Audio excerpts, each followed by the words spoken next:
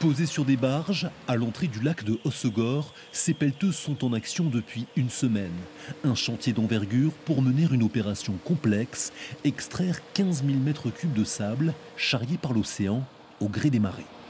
On est dans un milieu lagunaire, ça veut dire qu'il y a peu de fond à marée basse, voire même on est à sec. Et donc la difficulté, c'est de trouver le bon matériel pour aller chercher des sédiments autant à marée basse qu'à marée haute, sachant qu'on est dans des systèmes assez fragiles. Donc il faut des outils adaptés à la flottaison, adaptés au moindre impact, on va dire, sur la faune et la flore.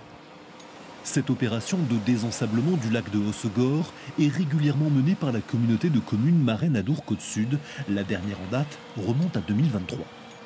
On constate chaque année avec des bathymétries, c'est-à-dire on vient mesurer le sable qui se dépose, l'incidence de l'arrivée de sable. Là, on a constaté qu'il fallait retirer à peu près 15 000 mètres cubes de sable qui s'était déposé depuis 2023. Après extraction, ce sable est acheminé vers les plages océanes de Hossegor grâce à un système hydraulique. Cette opération, prise en charge par la commune, permet de lutter contre le phénomène d'érosion. Chaque année, l'objectif sera de récupérer ce sable qui a décanté, que l'on va mettre de côté, et ça nous permettra justement de lutter contre le recul du trait de côte de façon souple et adaptée avec un matériau que l'on a récupéré au niveau du lac. Ce double chantier représente un investissement de près de 900 000 €. Les travaux de dragage du lac et d'ensablement des plages de Hossegor se poursuivent jusqu'au 30 novembre.